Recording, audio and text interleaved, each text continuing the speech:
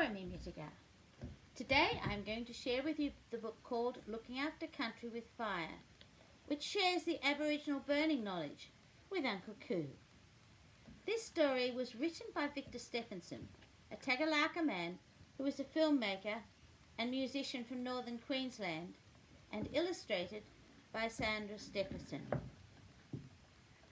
Mother Nature is always talking to us. If we learn to read the signs and listen carefully, we can look after country with fire. Today, Uncle Kuu is taking us out into the bush to learn about fire. Aboriginal people have burned country for thousands of years. They know how to look after the land and live happily with fire. The trees and the grass tell us the right places to burn and at the right time.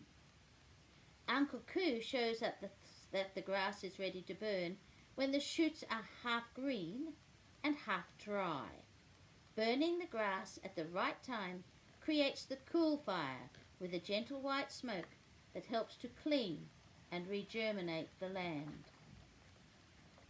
Uncle Kuu tells us it's very important that the fire doesn't hurt the big old trees. If their leaves are burnt, the trees can't grow flowers and seeds. There will be no food for the animals and no shade to stop the sun from making the land hot and dry. The animals know that the cool fire is good for the land too.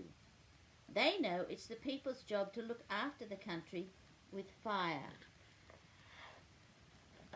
Uncle Kuu shows us how to light the fire in the right place, making it burn in a circle, nice and slow. Burning in circles allows the animals to escape the fire safely in every direction.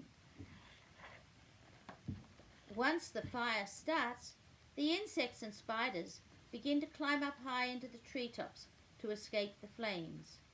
Snakes hide under logs and go into holes underground for safety. The bandicoots move to other places that have been burned earlier or don't need the fire at all. Kookaburras love going to the cool burns to try and find nice fat lizards to eat. Hungry hawks fly over the fire to catch the tasty grasshoppers being pushed up into the air by the heat of the flames. Uncle Kuu shows us the different types of country that need fire and other places that we don't burn at all. It's all part of knowing how to look after country with and without fire. After the cool fires, the land becomes lush and green again. The kangaroos come to feed on the fresh, sweet grass shoots. The birds feast on the seeds for the season, and the native bees busily collect pollen, while the parrots happily drink the nectar from the flowering trees. It is part of our culture to teach the children how to look after our land and home with fire. We keep the knowledge alive by telling stories, doing dances, singing songs, and walking through country listening, like we are doing now with Uncle Kuu. Uncle Kuu says one day some new people came and told us to stop looking after the land with fire. They thought burning country was dangerous, and they didn't understand why the fire was our friend. Not long after, the dry grass began to build up across the land and bad wildfires started. The wildfires hurt the trees and many plants were not able to grow back. Uncle Kuu told us that all of the animals ran away from the bad wildfires because they had nowhere to hide. They started to wonder why the people had stopped looking after the land with fire.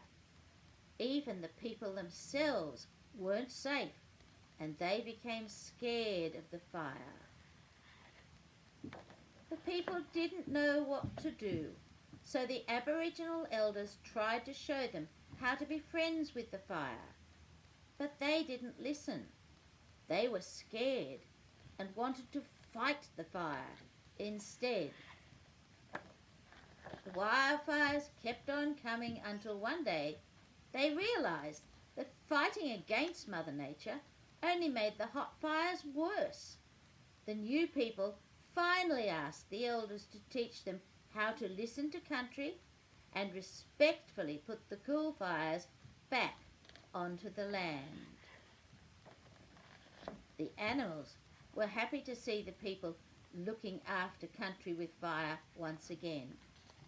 It will take time and a lot of hard work from all of us to control the wildfires and keep the land happy and healthy forever and ever.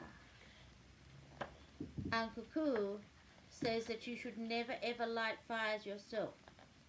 Only an Aboriginal elder, ranger, or someone who understands Aboriginal burning knowledge will know how to burn country the right way. Thank you for listening. For more information, visit firesticks.org.au. Yana.